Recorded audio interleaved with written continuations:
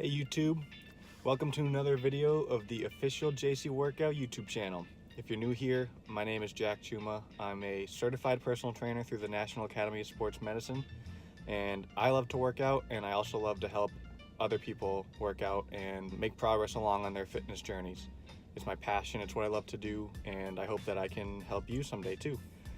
So the topic of this video is I just wanted to talk quickly about diet and how it relates to fitness and working out in general, because a lot of people want to know about workouts and like what the best Instagram workout is going to be for them that day and whatnot, which is fine, but that's only half the battle. Actually, if you have any kind of weight loss related goal, diet is definitely more important than the workouts themselves. And I'll tell you why. Weight loss or weight gain just comes down to an energy balance in your body. No one can get past the first rule of thermodynamics, that energy can't be created or destroyed. So if you eat more calories than you burn, you're going to gain weight. It doesn't matter if it's healthy food or not. If you eat less calories than you burn, you'll lose weight. You don't have to avoid carbs, you don't have to have a high protein, you don't have to avoid fats. It just comes down to the calories. Obviously, there's more important details that go into it that you can talk to nutritionists about and whatnot, but the basic rule that applies to everybody is if you want to lose weight, you need to eat less than you burn. So how do we figure out how much you burn? The first thing to figure out is what your resting metabolic rate is. And a really good way to estimate that is by multiplying your body weight in pounds by 10. So for me, I weigh 170 pounds. So 170 times 10 is 1,700. So my resting metabolic rate is 1,700 calories. What that means is my body will burn 1,700 calories to just be alive for a day. Pretty simple. Depending on how much you work out, how intense the workouts are, your resting metabolic rate is gonna account for anywhere from 70% to 100% of the calories that you burn in a day. So the workouts really only, if you are working out really hard, it might only use up about 20% of your total energy for that day. So yes, they're important to include, but they're not the most important thing. What's more important is figuring out your diet and fixing that. Okay, so let's take a step back to the resting metabolic rate. So for me, we figured out that my resting metabolic rate is 1,700 calories. Next up is to figure out what your total energy expenditure for the day is going to be based on that. So the way you do that is you have to multiply by a factor between 1.2 and 2.1. 1.2 would be you're completely sedentary and you don't work out. Your only exercise is getting out of bed, getting to work, and walking around a little bit. 2.1 would be if you're like a professional athlete and that's how you make your living.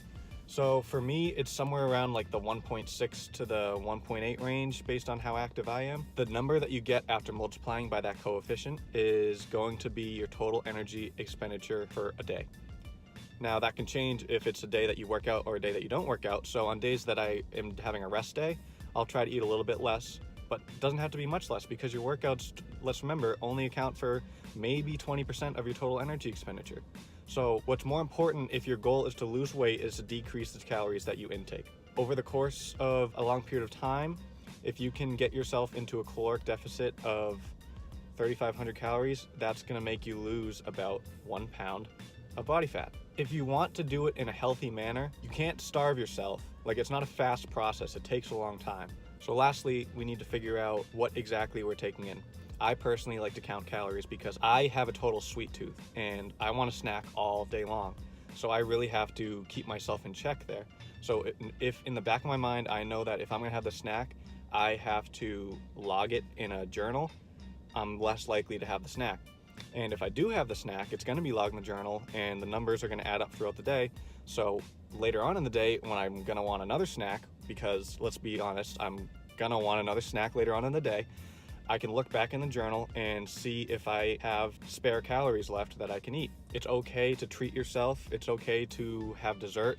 It's okay to do any of that as long as you're staying within your caloric goals. I think that counting calories is really helpful. It's not going to be exact, but it's good to at least have an idea of where you're at. To wrap the whole thing up, I think you need to identify what your goal is, if you want to maintain, if you want to gain weight, or if you want to lose weight.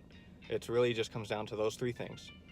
And depending on what those three things are, you're going to want to get yourself into either a caloric surplus, a caloric deficit, or maintenance, just meeting your caloric needs. Once you figure out what your maintenance level of calories would be, then you can plan your days out to either eat more than that, equal that, or less than that. And it's okay if you eat more than that one day and less than that another day. If you're trying to lose weight, the average over a week, if you can get it less than maintenance, then you're in a good spot. It doesn't have to be anything drastic. It's got to be a sustainable thing over a long period of time. So if you just stay in a deficit by maybe like 100 calories a day or 200 calories a day, over time you'll be losing a pound every week or two, and I think that's a very sustainable way to do it. The goal is to come up with something that you can maintain over a long period of time, because that's when the real gains are made. So anyways, this was a very broad overview of the topic and the way I feel about it. If you liked this, I can go more in depth in the future on exactly what I do and what I recommend for other people to do. And if you want to see more videos, just fitness related in general, subscribe to the channel, drop a like, drop a comment, say what's up, I'll respond, and we'll see you in the next video.